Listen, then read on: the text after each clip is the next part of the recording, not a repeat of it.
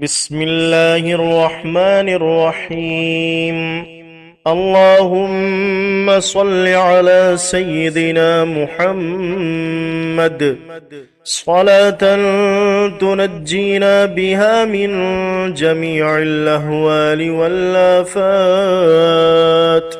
وتقضي لنا بها جميع الحاجات، وتطهرنا بها من جميع السيئات، وترفعنا بها عندك أعلى الدرجات، وتبلغنا بها أقصى الغايات من جميع الخيرات في الحياة وبعد الممات،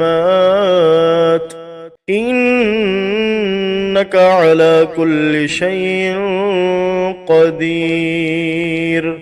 بسم الله الرحمن الرحيم. اللهم صل على سيدنا محمد صلاة تنجينا بها من جميع الأهوال والآفات، وتقضي لنا بها جميع الحاجات، وتطهرنا بها من جميع السيئات، وترفعنا بها عندك أعلى الدرجات، وتبلغنا بها أقصى الغايات من جميع الخيرات في الحياة وبعد الممات، إنك على كل شيء قدير. بسم الله الرحمن الرحيم.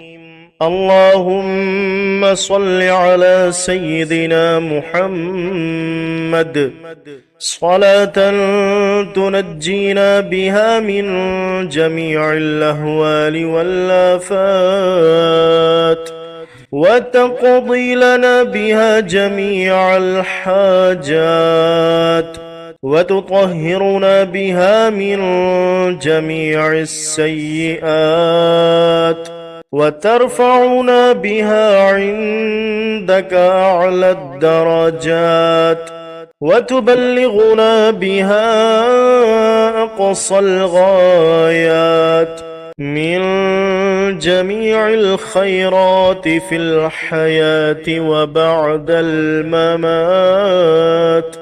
إنك على كل شيء قدير. بسم الله الرحمن الرحيم. اللهم صل على سيدنا محمد صلاة تنجينا بها من جميع الأهوال والآفات، وتقضي لنا بها جميع الحاجات، وتطهرنا بها من جميع السيئات، وترفعنا بها عندك أعلى الدرجات، وتبلغنا بها أقصى الغايات من جميع الخيرات في الحياة وبعد الممات، إنك على كل شيء قدير. بسم الله الرحمن الرحيم. اللهم صل على سيدنا محمد صلاة تنجينا بها من جميع الأهوال والآفات،